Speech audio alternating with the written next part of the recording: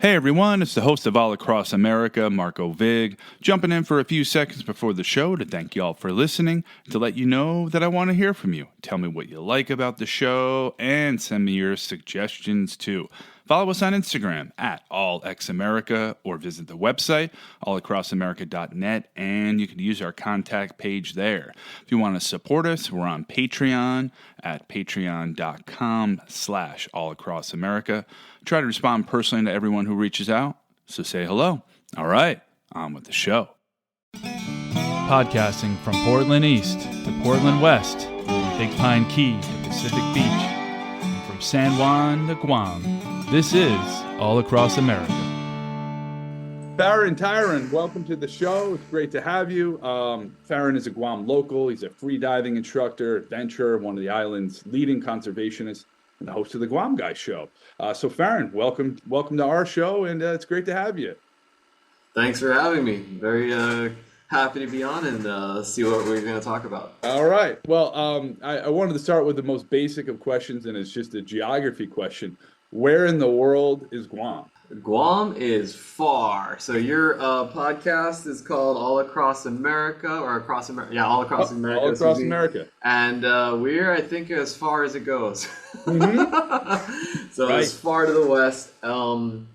If you know where the Philippines is, if you want to draw a line on the map to the right from there, or east, or due east basically of the Philippines, and we're also due north of the eastern coast of Australia. So if you know where Queensland is, we're in the same time zone as Queensland, Australia. Right. Yeah, and for folks listening in, it's 8 o'clock in the morning, New York time. It is 11 o'clock at night, Chamorro Standard Time. So you guys are 15 hours ahead on the other side of the international date line, which when I was originally scheduling this, I didn't realize. So it's definitely Point Udall is the furthest most point in the United States, right? Point Udall? Oh, okay, yeah. We call that Arodi. So that's on the maps. Yeah, but no one actually, I've never heard anyone say that out loud before. Well, that's what you get for paying too much attention to Wikipedia, but that's why we have you to correct the record and get it right. Yeah, no, I'm sure it's correct. There's a lot of references that are like official references, but with local knowledge, we kind of just we have our own words or ways to refer to places and things. I'm with you. I remember traveling West Virginia once and trying to get directions, and the guy, I got a map out, and the guy didn't really know the roads or the names of the highways. And, I realized when I got back home, I was like, yeah, I don't really know the name that like my street was off of growing up, because you don't even think about that stuff, it's just second nature. But yeah, so for folks listening in, I'm just looking up on the map. You're 3,800 miles from Honolulu, but 1,500 miles from Tokyo, which is crazy to think about. So you're closer to Tokyo than even Honolulu. So, there's a lot of history there. There's that makes us a pretty important place in geopolitics. So just like as the world is fighting each other, right? How Guam can be and has played a role in that. Yeah.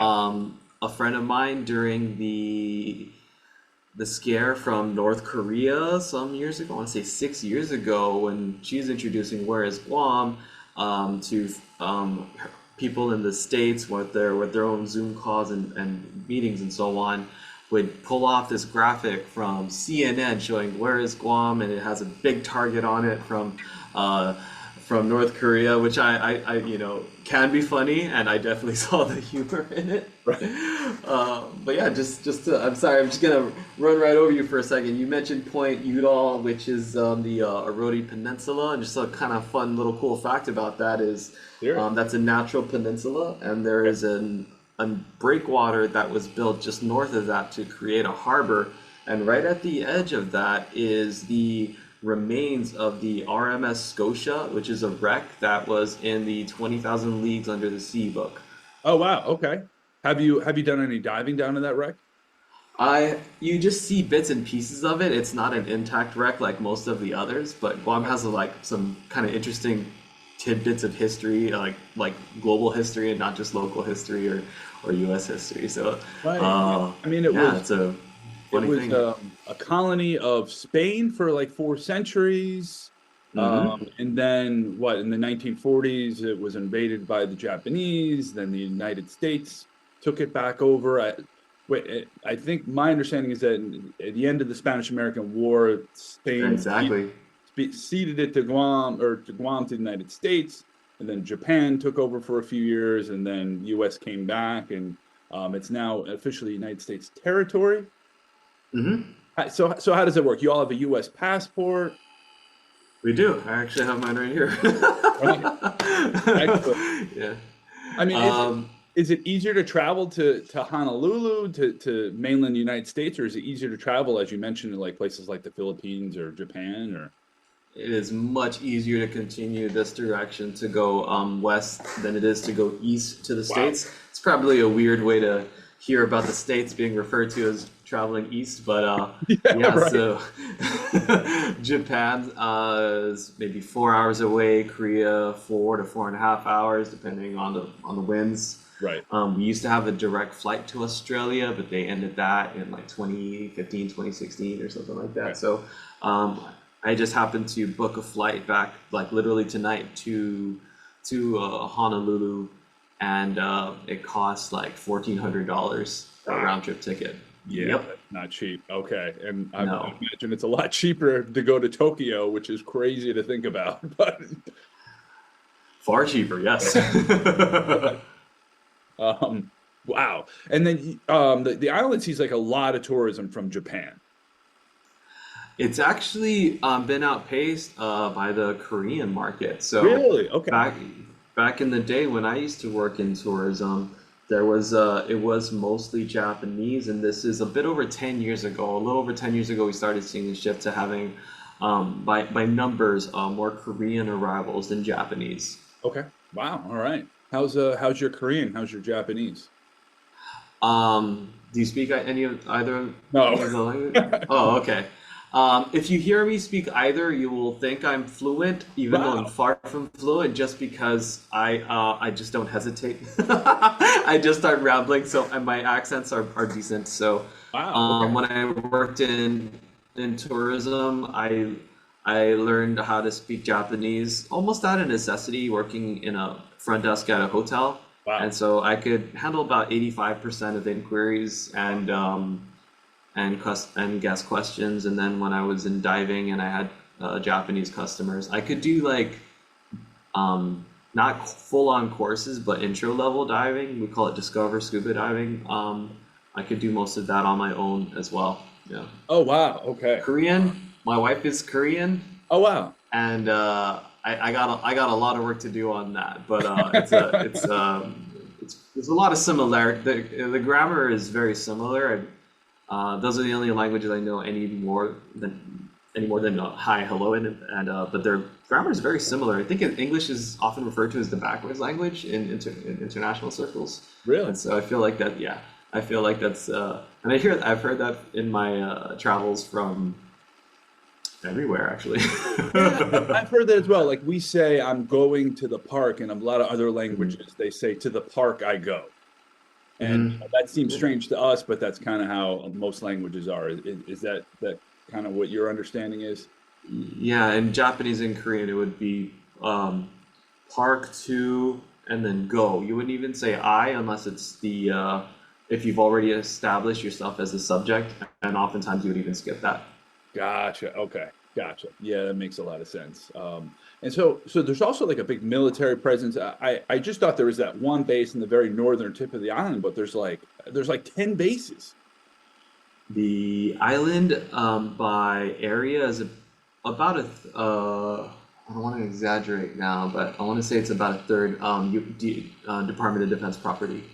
Wow. Okay. So there's a lot. So I mean, there's a big military presence. I'd imagine a lot of folks from all over the United States. So it sounds like, I mean, you've got the indigenous population. You've got Philippine, Korean, Japan. You've got Mhm. military. It sounds like it's an amazing mix of folks, and constant like influx of people coming in and out. Mhm. Yeah, you ask anyone in Japan or Korea, they'll tell you exactly where Guam is. It's so if in the U.S. in the States, if I get if you want to. I'm making this up based on movies and TV shows, but like if Cancun is like a major vacation destination Right. for people in the States, Guam is the major vacation destination for Japanese and Koreans. Oh, wow. Okay, that I didn't realize. All right, because I mean, Japan can be quite cold. Folks don't Hmm. think of it as a mountainous, snowy country, but particularly the northern part, whereas Guam is 1,500 miles south. That's a long way south. So, Yeah, some people here go to Japan specifically for snowboarding.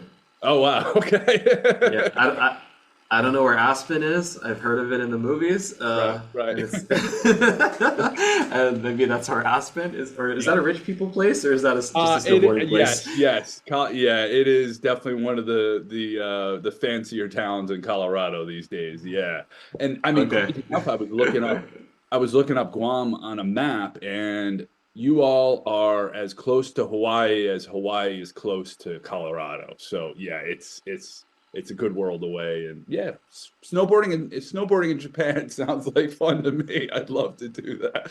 That would be And you great. get Japanese food. Exactly. Exactly. Um, and so there's really, I guess there's northern part of the island and a southern part of the island, and the southern part is like the more mountainous area. Can you tell us a little bit about that? Yeah, exactly right. So Guam is about 35 million years old, Wow. geologically speaking. And so when I found this out, I was kind of crushed, like emotionally, because it just completely destroyed my childhood dreams of finding a dinosaur in the backyard, because dinosaurs died out much longer Right. ago than that. And so, uh, like you don't know, I had a real childhood dream of finding a dinosaur one day, Uh, discovering it, but there's no chance of that. Sorry to And burst that so, bubble, right?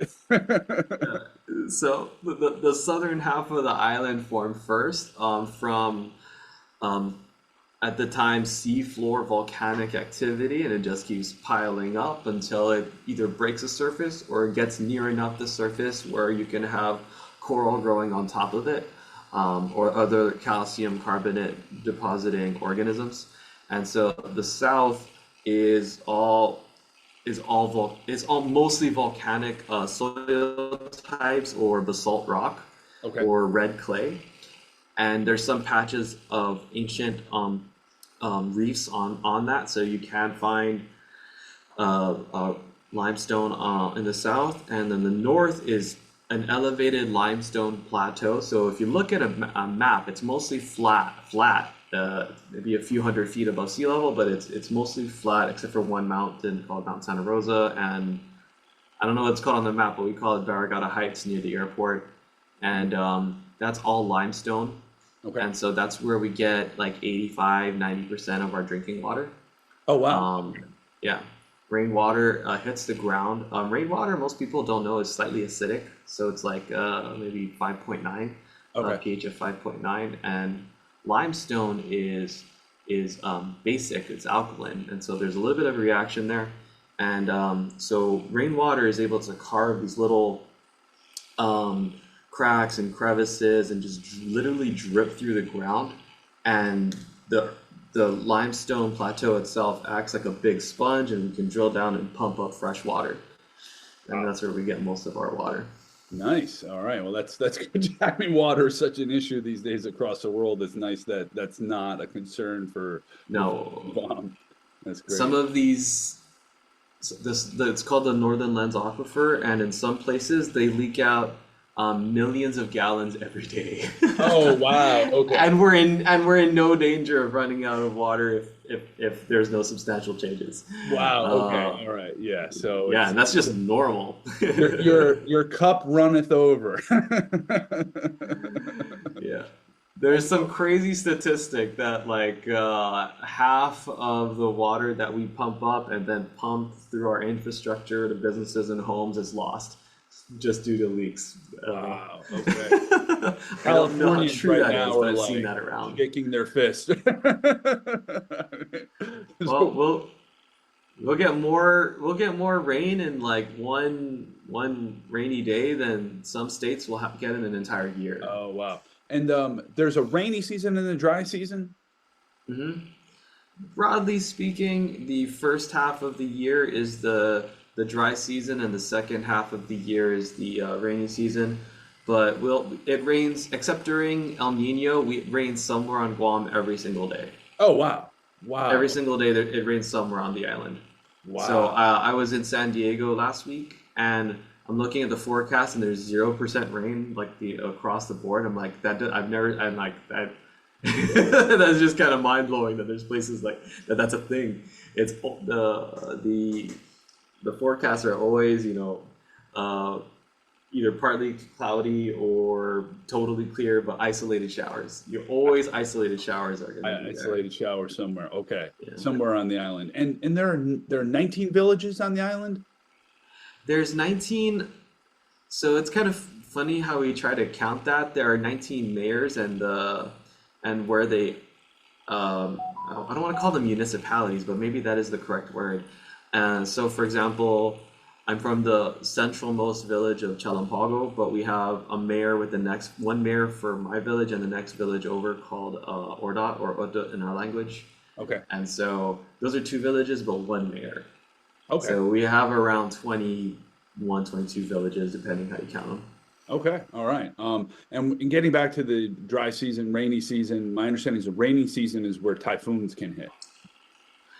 Typhoons have hit in every month of the year historically. All right. We Okay. just usually expect them a little more in the later half of the year. Okay. But for example, last year in May, we were hit by Typhoon Mawar, or as a very, very near miss. It was functionally a hit.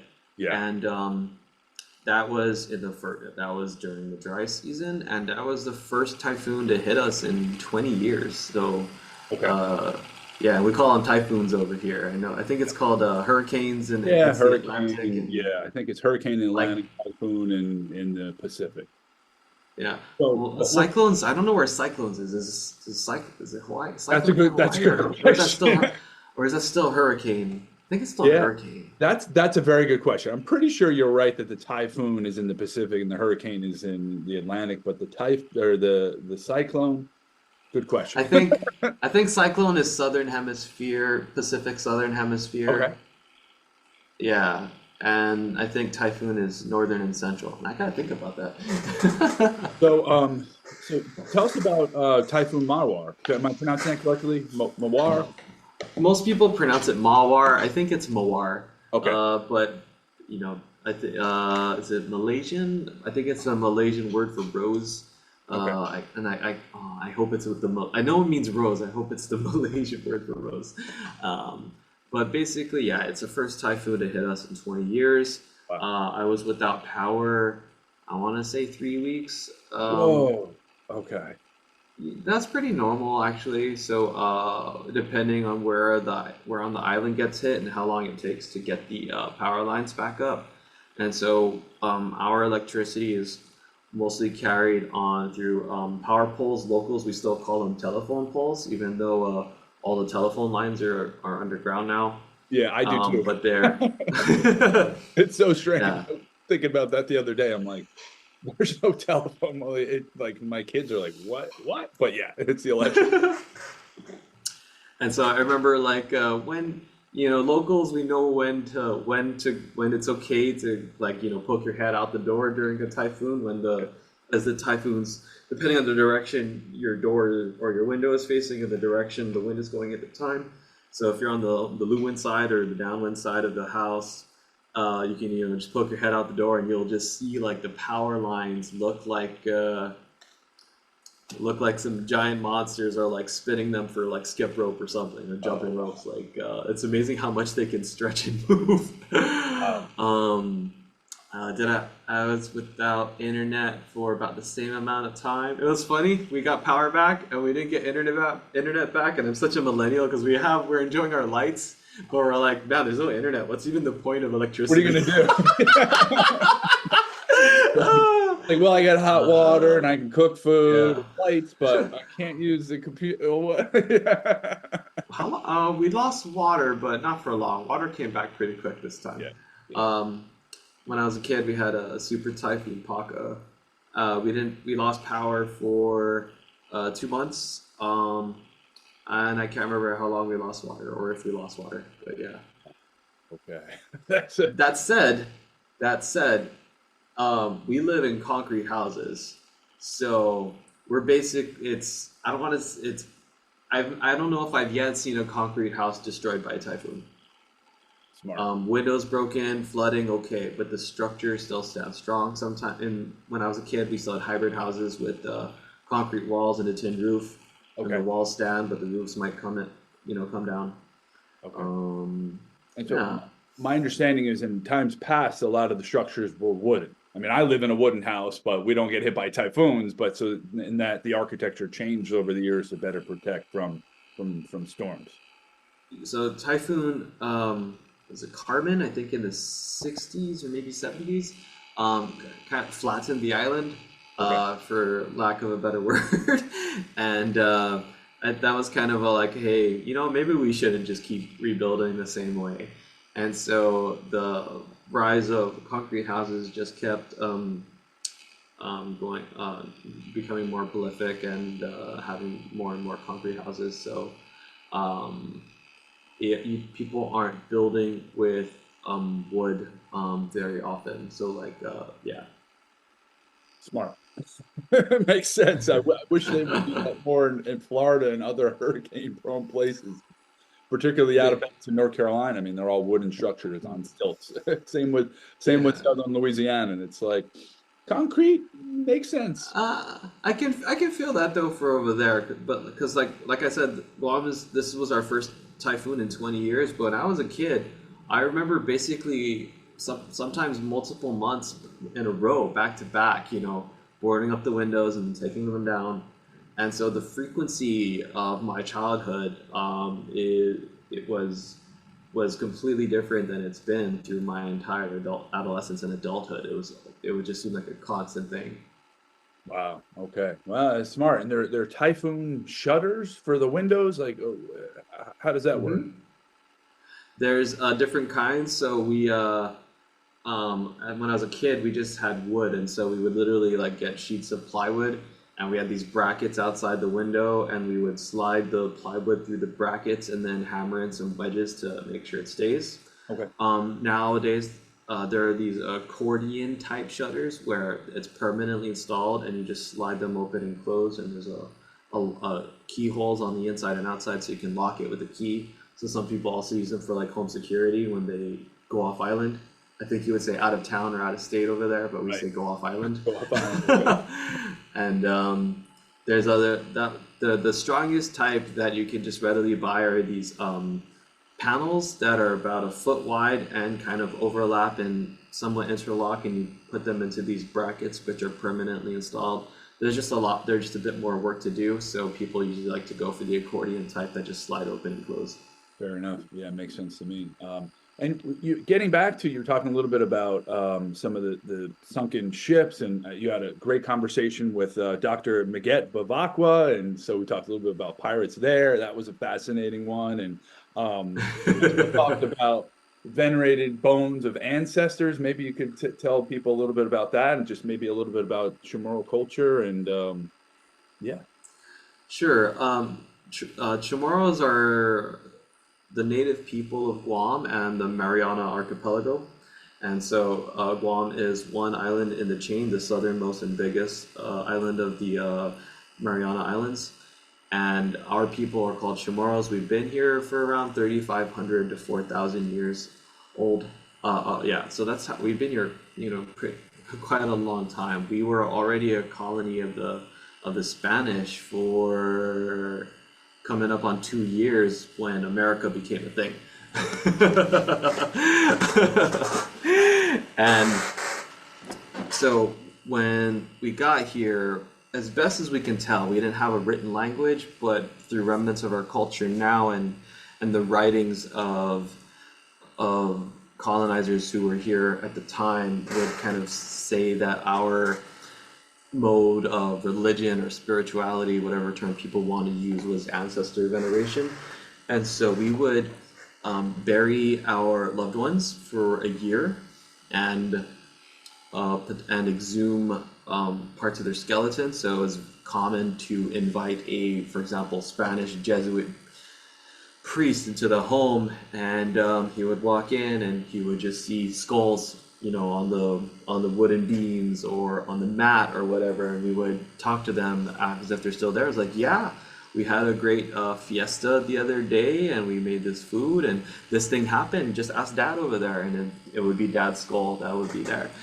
So that was a typical thing to expect. There was a case where a woman's hand bones was collected. I don't know if it was just if one hand or both hands, but she was a particularly good nurturer and someone who had raised children, and so to honor her, we wanted to keep her bones in our presence to remember the good example that she provided. So things of that nature. But skulls was the most common one. I don't think in that episode of my podcast, I don't think Maget mentioned this, but he mentioned this in a talk that he gave that I attended once, that he loves that idea and he would love for his skull to be passed to his children, but not interested. So he said he was exploring legal options to make them take it. And I keep forgetting to tell him this, but I'm like, bro, I will totally take your skull. I'm here. It's a standing offer. I'll take your skull if your kids ever want it. Theirs. But There you go. you can see my shelf back there. Just imagine a skull on there. I mean, you know what? Another bit about our culture is. Oh, go ahead. No, I think it's great. I think it's great. I think it's great. Yeah. So you guys have ghosts out there? I have no fear of ghosts. Like, no, not a bother in the world. Don't care. But our version of ghosts, I'm still scared of, and that's my cultural indoctrination, right? And so our ghosts are called tatomona, which it means the people from before, and many of our Taotamona stories, if you ask any Chamorro, they will have a Taotamona story for you. It's like, hey, have you ever seen any Taotamona or experienced Taotamona? I've not seen any, but I've been pinched. We say we've been pinched by Taotamona. If you have bruises in unusual places, or if it's like a donut-shaped bruise, we say that you were pinched by a Taotamona. And a lot of depictions of Taotamona is they have no head because we have their skulls in the house. Wow. Okay. Yeah, I mean, a donut-shaped bruise? I mean, it's kind of strange. How would you get a donut-shaped bruise unless you run into a The hard... Taotamona. Yeah, there you go. Exactly. Exactly. We didn't have pipes, but okay, we did not invent pipes here, so unless you're running straight into a pipe, how are you gonna get a donut-shaped bruise? Exactly. Exactly. Wow. All right. But yeah, I don't know that my kids would want my skull, but I kind of like the idea, I mean, that's kind of an enduring artifact of every person, right? They last for a while. It's not a terrible idea. It's a little creepy maybe for some cultures, but I like it. I like it. I like it. I mean, it sounds, to use your word, and I'm not offended, so no worries at all. To use your word, if it sounds creepy, well, maybe just a counterpoint is to that, like, maybe in some cultures, maybe mine, maybe others, like, wait a minute, you burn your loved ones and keep their ashes in a jar? Right, exactly. Right? Exactly. And so it's Yeah, I mean, so I think the skull's a lot more intimate when you look into those eye holes and you can see the disapproval, Mom's still looking down on me. I should have been a lawyer. I was supposed to be a doctor. Should have been a doctor, but I mean, yeah. Would I rather have an urn with, dust of a dead person or a skull? I'd rather have a skull, to be honest. So yeah, death rituals are so strange, and what could seem perfectly normal to one culture is creepy to another. But yeah, I like it. And I wouldn't want an urn of ashes that you're supposed to, I mean, that's the thing. And people that have urns of ashes, they're supposed to scatter them somewhere special. And they just sit in somebody's closet for decades until they do something with them. So a skull, you display very nicely on a shelf, and you're good to go. How do you know, that there wasn't a mistake at the mortuary? Like, That's is true. Yeah. that really Grandpa's ashes? Can you be sure? Right. Right. Well, we talked a little bit about some of the sunken treasures and all that good stuff. How did you get into diving? And I know you're a free diving instructor, and I mean, there's so much corals around the island. Tell us about that. It how do I put this? So I mentioned I worked in a hotel, and back then I was kind of poor, so I was riding a bicycle around, which doesn't sound like a big deal, but if you come to Guam, you'll understand that riding a bicycle here is not a great mode of transportation for commutes. I mean, it can be nice when you're doing like the southern half of the island for like a scenic ride, but in general, it's not a great form of commuting to work and back. And so I would get off work around 3:30 in the afternoon, and that's kind of peak heat because you're getting the sun coming down, and you're also all the concrete and asphalt roads are just baking and heating up in the day. And so I would just go sit on the beach to let things cool off a little bit, and very quickly I realized like, wow, why am I just sitting here? And I should try to go snorkeling. And so I went to Kmart. We still have a Kmart. It might be the most productive Kmart I think it's the most productive Kmart that still exists in the US. Yeah. And I got an $8 mask and snorkel. No, it's all Walmart out there now, ain't it? I got an $8 mask and snorkel. The skirt on the mask is so hard, it's almost cutting into my face. It's just this deep red impression, almost a gash every time I get out of the water. And I'm just snorkeling around barefoot inside the reef because I don't know what's going on out there. I didn't learn to swim as a child because I had one of my first cousins drowned and passed away in a swimming pool, so my mom was thoroughly terrified. My dad also passed when I was about 5 years old, so my mom's super terrified of his death, and so I wasn't allowed in the. I could go in the water, but I got to be able to stand. But when you're like 3 feet tall, you pretty much restricts you to puddles. And so I got this $8 mask snorkel, just frog kicking around, breaststroking inside the reef, and that was how basically I learned to swim. And then I went with a friend. We went to this other spot where you can get to about 40 feet deep inside the reef. There are these natural sinkholes in the reef that you can go down. Oh. And I saw something on the sea floor that it was really clear water until around 25 feet. And then there's a layer of kind of murky water. And I could just see that there's something down there that wasn't coral, wasn't natural. So I told my friend, I'm like, hey, babe, me and my best friends call each other babe. I don't know why. Babe, there's something down there. And he's like, go get it. I'm like, okay.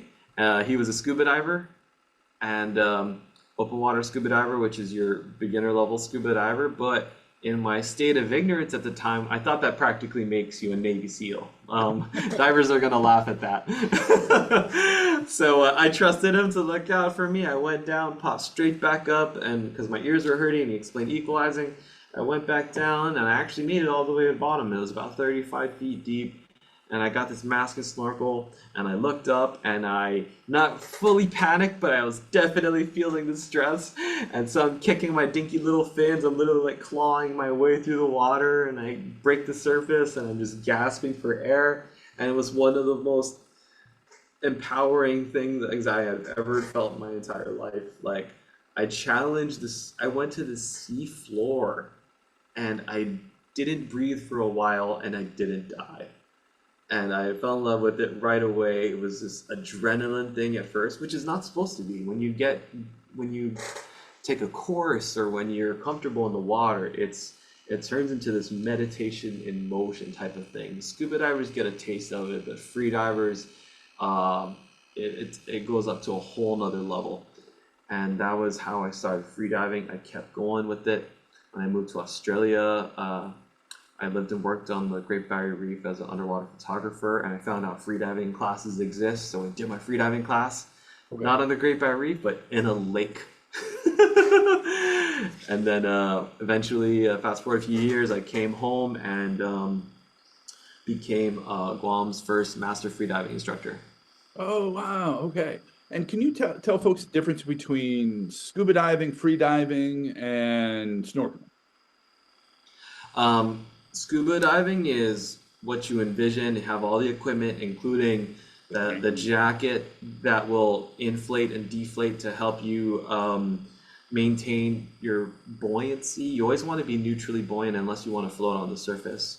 So you don't use your jacket to make you go up and down, but the key thing, the iconic thing you're looking at is the big tank on your back. Those usually weigh 40 pounds. Oh. Snorkeling is really minimal gear. You have a mask and a snorkel, fins optional depending on what kind of water you're in, and you're basically just staying on the surface or maybe going down like 5-10 feet or whatever like that. Free diving is sometimes no gear actually, but you hold your breath. That's the key component. With scuba diving, you have the tank and you never hold your breath. That's the number one rule of scuba diving is you never hold your breath. You're always breathing. But with free diving, you're absolutely holding your breath and you're going down, and then you continue holding your breath as you come up. So you stay down for 30 seconds, a minute, 2 minutes, 3 minutes, some people 4 minutes. But usually we see people diving in that 1 to 3 minute range and just all on breath hold. Wow. Oh, and so what is your range? How far down have you gone? My comfort zone is most of my dives are between 100 and 130 feet, and I usually will restrict my dives to 2 minutes or less. Okay, 130 feet. And I think I saw from your Instagram, but you could see like 200 feet down in some places. The water is so clear within the reef. Let's see. Have I been anywhere? I have not. Well, no, not quite that clear. You can see there's this one spot I go to called Gun Beach, and if you swim out from shore, you can tell when the reef ends and it's just sandy bottom.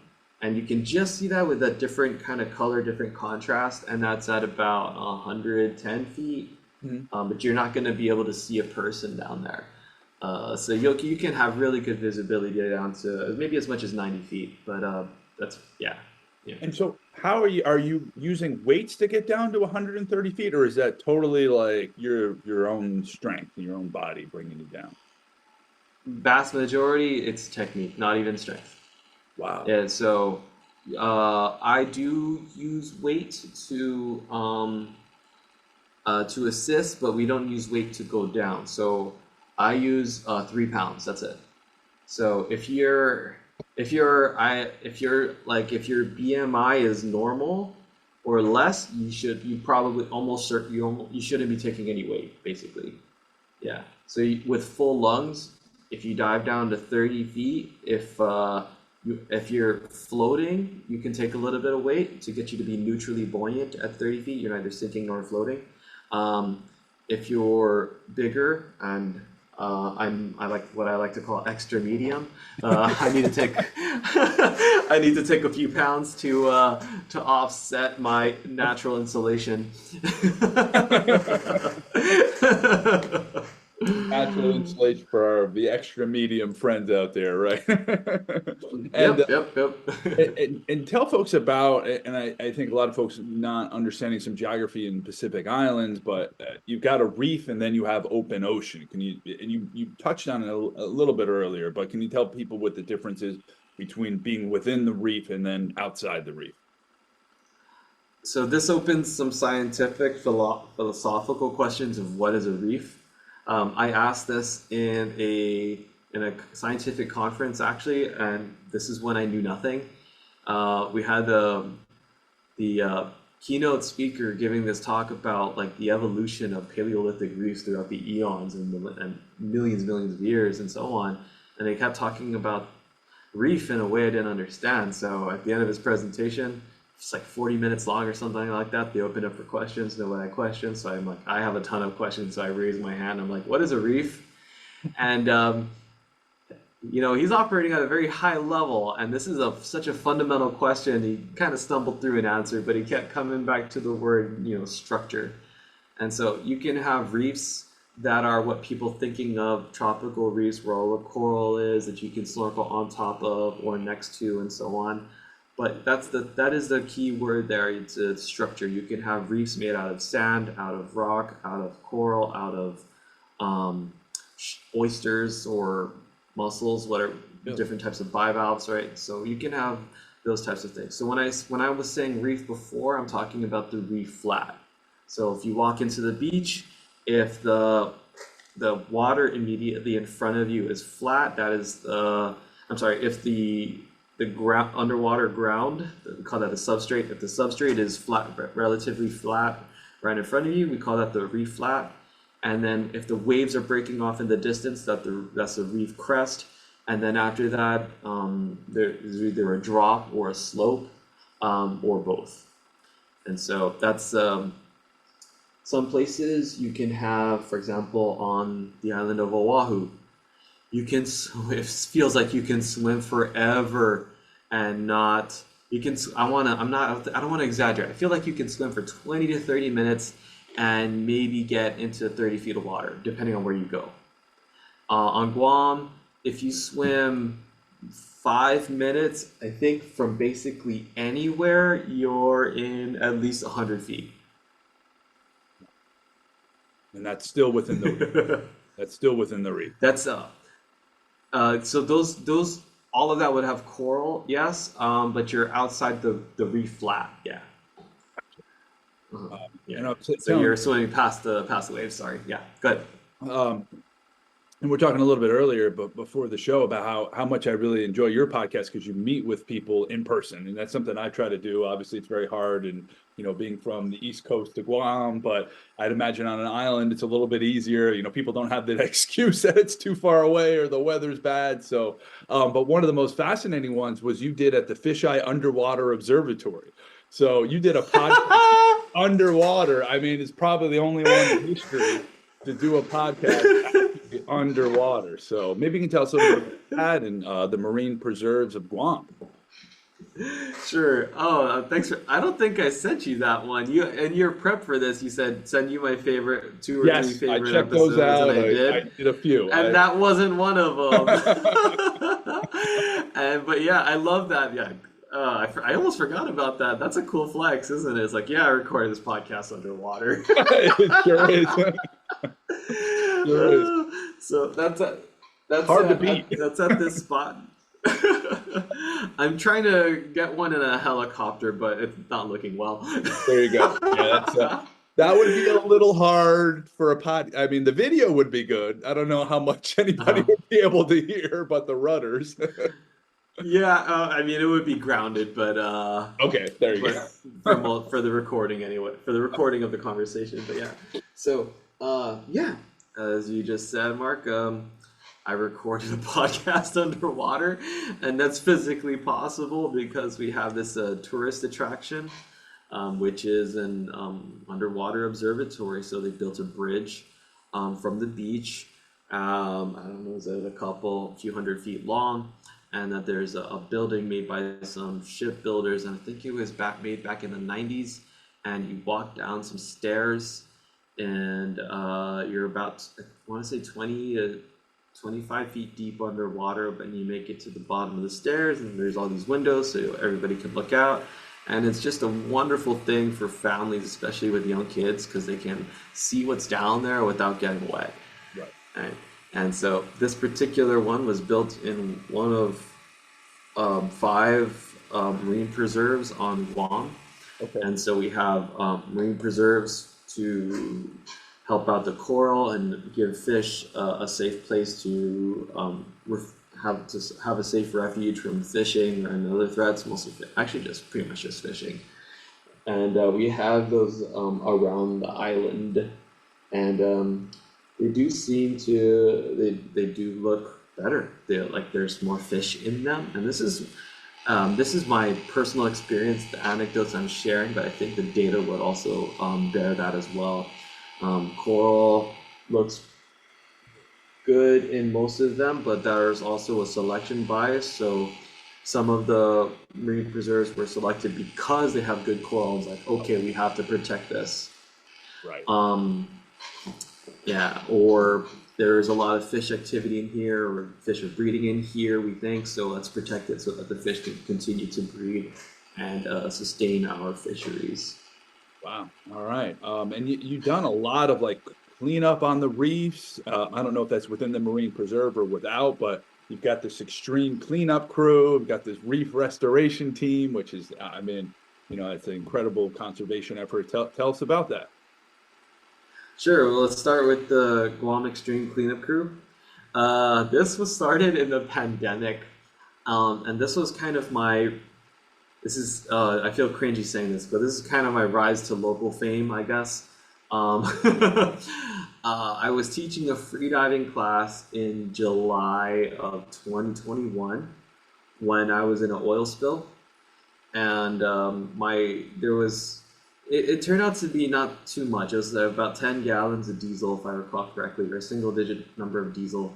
And this was inside that harbor I was talking about earlier. I like to teach in there because it's protected and it's deep water, really fast, really shallow. I'm sorry, really quickly, of a short swim.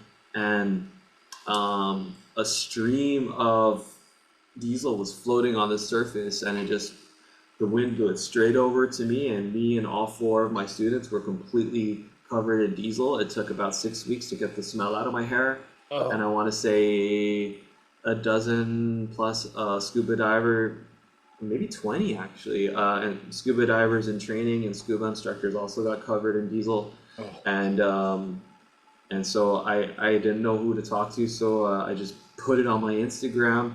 I think I had like 400 followers at the time. I don't know. No one was paying attention, and to me, and so I just blasted it out. And then I don't know. I think I made 3 videos, and I maybe got some 10 or 20,000 views across all 3 of them put together. And then in that same month, there was a solar farm that was made. So they just clear cut land.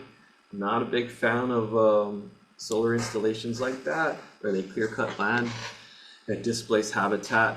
I'm cool with solar on rooftops and stuff, and they didn't fully or at all implement their stormwater control. So the next time it rained, it just all that top layer of soil, some of it washed out into the ocean, and a lot of it flooded this freshwater cave. Remember I was talking about the northern half of Guam being like a sponge? Yes. And we can pump water out from underground. There's some caves you can access where you can go directly into that water source. Wow. And this is one of those. So we don't pump water out of there to drink anymore, although it was during the war and certainly during ancient Chamorro times because it's easy access. But this was flooded with sediment, with soil, with dirt, and so this got people very mad. And so I was told that it happened, and I went in the next day, and I think I'm the only one that's ever posted footage of it, showing what it looked like underwater, which is where you would in the cave, which was the only way to really see how bad it got. And then I'm seeing like, hey, I really love outdoors adventure stuff, diving, climbing, and hiking, etc. And people seem to have an appetite for environmental coverage. And so, during that same month, we're still in the same month right now, July 2021. And that same month, I just was sitting right here where you were interviewing me, and I had this idea. I was like, hey, why don't we use our rock climbing skills to go do a cleanup? So we rappelled down this cliff that had a lot of trash on it. It's not quite a vertical cliff. It's like some places it is straight vertical, some places around a 45, some places around a 60-degree angle. And so we just rappelled down, and it was about depending on where you're at, 1 to 2 feet deep layer of trash. And most of it's like cans and plastic bottles. So when you're walking around, you can hear the crunching of the cans and the clacking of the bottles compressing underfoot. And so we organized not quite 10, but almost 10 cleanups there, and it just keeps getting better and better. It's every time we go back, it looks better and better. So some of this is just, a-holes just throwing stuff off the cliff, and Some of it's maybe innocent where the wind just blows an empty can over the cliff. But also, it's no one's ever done cleanups there because no one could do cleanups there because Right, because you rock got to climbing scene rappel is so down to small get here. there. So yeah, so we're cleaning up decades of accumulations of trash. Stuff's so old they predate the reduce, reuse, recycle kind of mentality, or even that slogan itself. Right. And so every time we go back, it's looking better and better, um, and that's the case of a lot of the places we do cleanups. We do scuba diving based and free diving based cleanups. So scuba divers are really good at getting all the small stuff and putting them into mesh bags, or all the really, really big stuff and using lift bags. So basically a lift bag is just a bag with a hole on the bottom, and then you can fill up the bag with the hole from underneath, and it'll fill up with air, and you can tie that to whatever really heavy object you're trying to lift, and then float it up to the surface and then bring it in. Free divers are really good at getting medium-sized objects. So we'll go down with the rope and a clip onto the object, mostly for tire, just run the rope through the tire and clip it off. And then on the surface, we'll have another float. We'll walrus ourselves or beach ourselves on top of the float on the surface and then pull the rope up, and then we can swim it in. So items too big for the average scuba diver to take. Free divers have handled it better in my opinion. And items too big for free divers to handle, it goes back to the scuba divers. For example, we were talking about Fisheye, the place I recorded the podcast underwater. There was a 800-pound compressor that was on the seafloor. It's about 22 feet deep in that area. And there was a business that used to operate there. They had a pontoon and they did helmet diving, and that pontoon sunk during the typhoon, and everything that was on top of the pontoon fell off. And so the pontoon owners got floated the pontoon back up and towed it out, but everything that was on the seafloor, they left it there.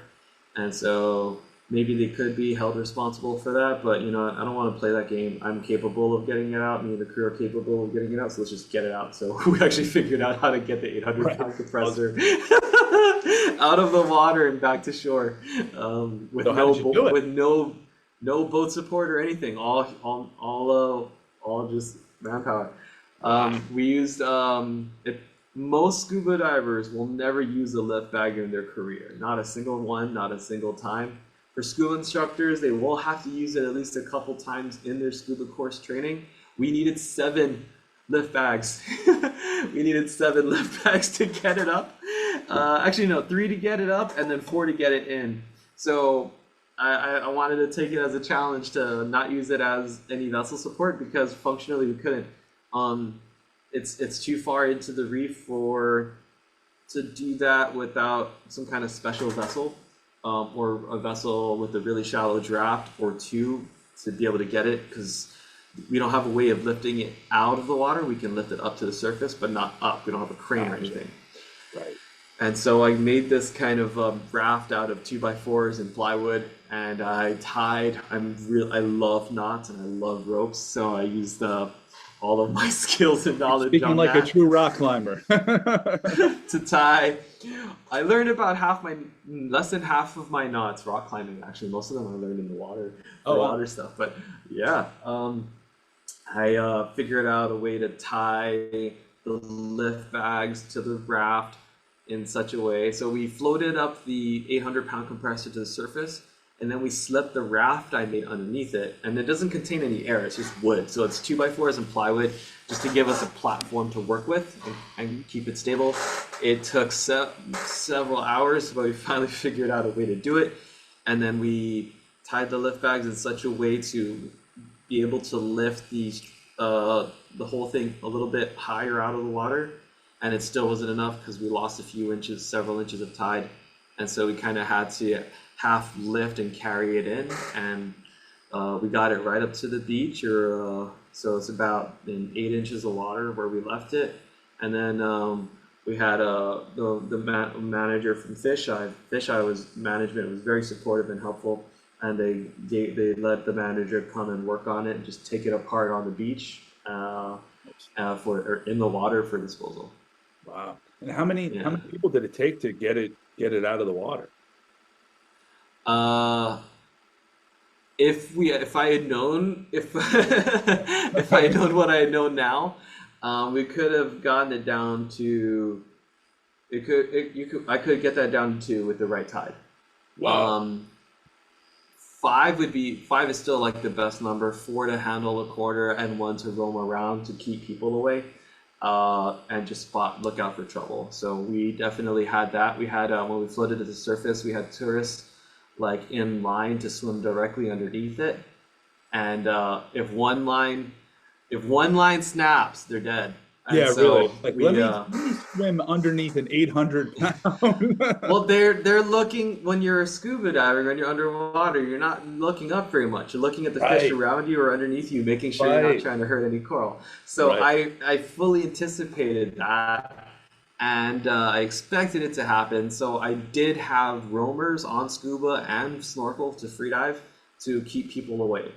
And so, we in the Guam Extreme Cleanup Crew literally have to trust each other with our lives, with the climbing and diving, the types of objects we're lifting and operations we're performing. And so we could kind of sometimes just communicate with eye contact and just like point with our faces and then just know. So we'll literally go down and steer people away. Yeah, we've surfaced 2.25 boats, I think, from underwater and dispose of them. So what else? We do hiking-based cleanups where we just, it sounds like what it is, but we pick up regular trash.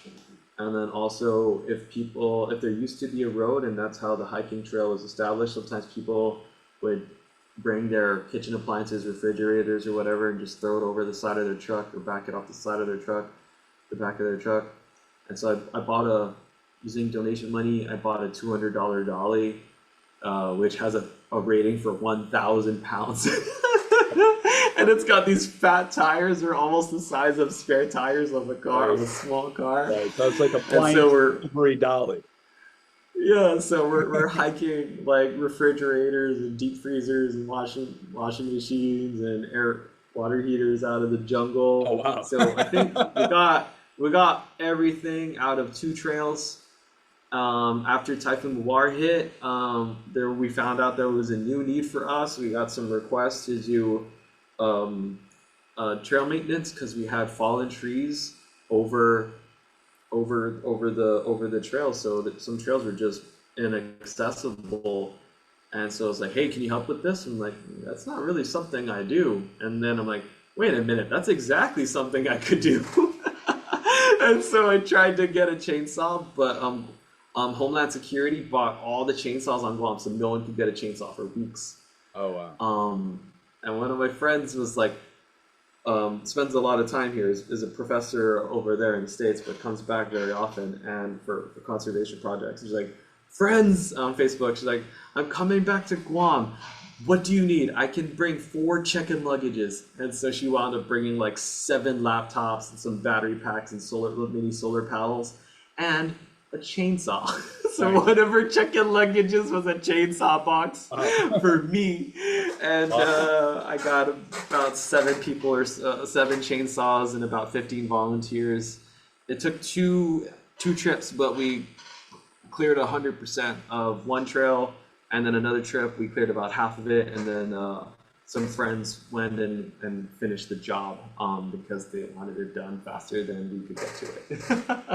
Nice. So, And yeah, you all, those are the types of things we do.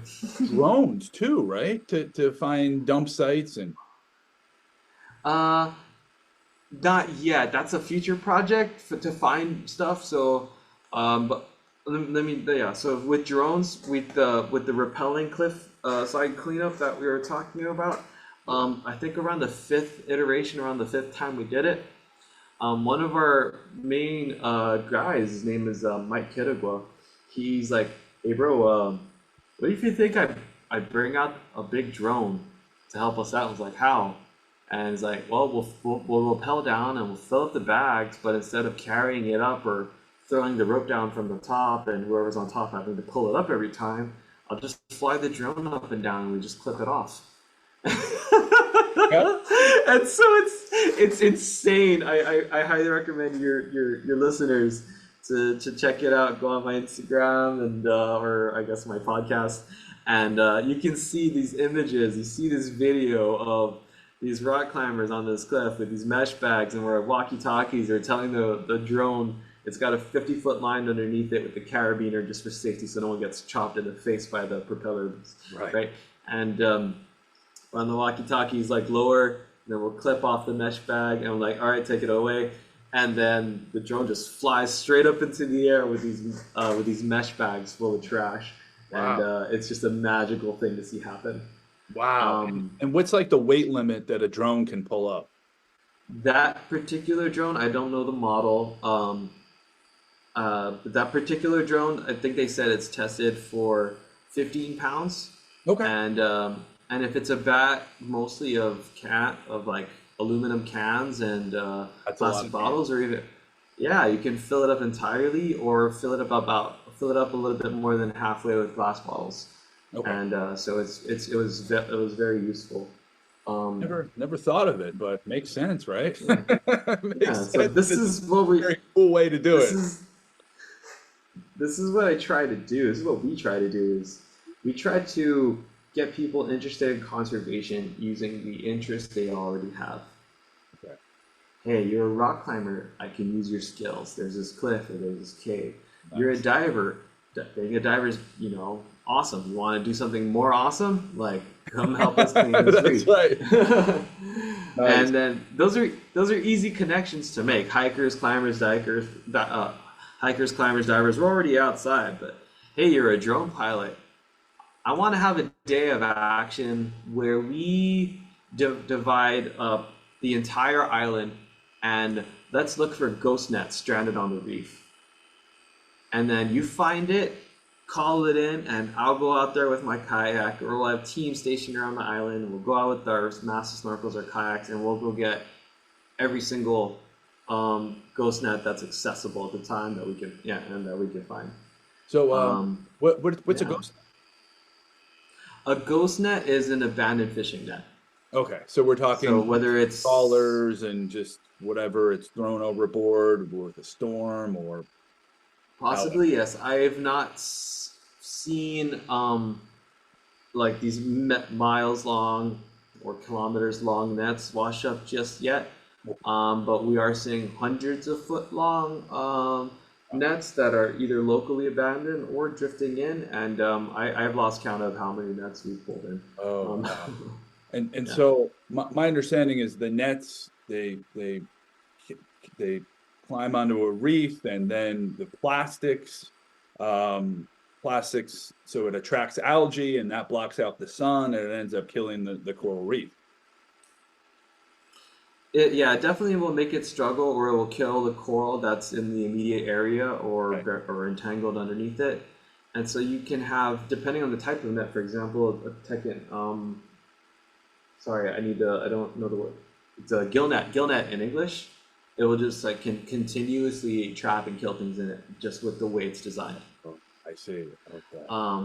Some of the larger nets that drift in is meant to kind of just hold. It doesn't cause death. It just holds them, and then they're dead when you pull them on the ship and you throw them in the freezer, and that's how they'll die.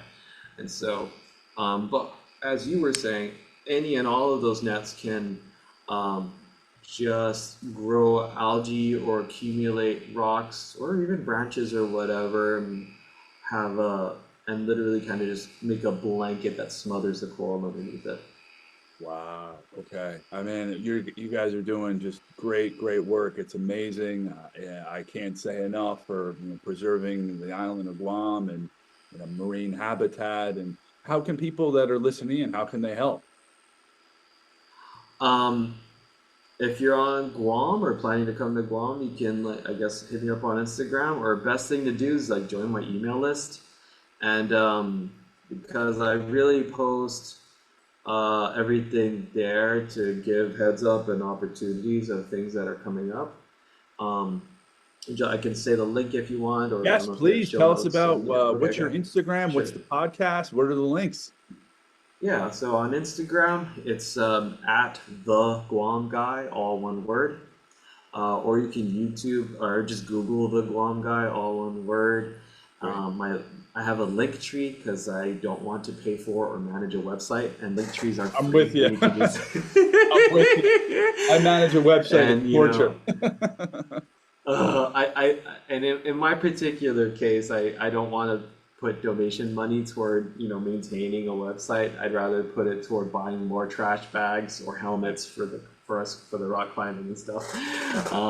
But yeah, so my link tree is it's the word link tree and the Guam guy, but it's spelled linktr.ee/the Guam guy. And there you can find my Instagram, my podcast, which is on YouTube and Spotify, and also on TV now, actually, on Guam. Great.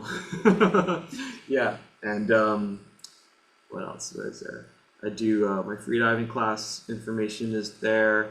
I invented a class in the PADI system. It's got a really cool name. It's called the PADI COTS Control Technician.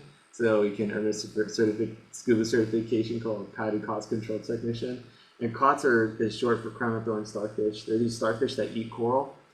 And when you have outbreaks, it can destroy reefs. So we had a bad outbreak one year in the 60s. We lost 80% of our coral on the east side, and it's never recovered. And so I teach volunteer divers how to respond to that. That's great. That's great. Oh man, I mean, Farron, you're doing God's work, Farron. It's amazing, and hope listening, please. It's fun. That's right. That's right. Good work, and it's fun, and it's like, yeah. So for folks listening on the island of Guam, please pitch in either with your time, your expertise, financially, and folks much further afield. Oh, thanks.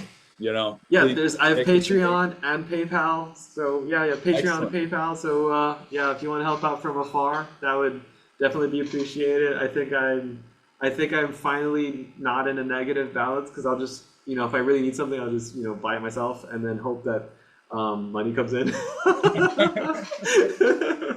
All right. Well, Farron, appreciate all your work. Great to have you on the show, and thank you. Yeah, you're very welcome. Thanks for having me. Sorry, I kept rambling, but I'm just excited.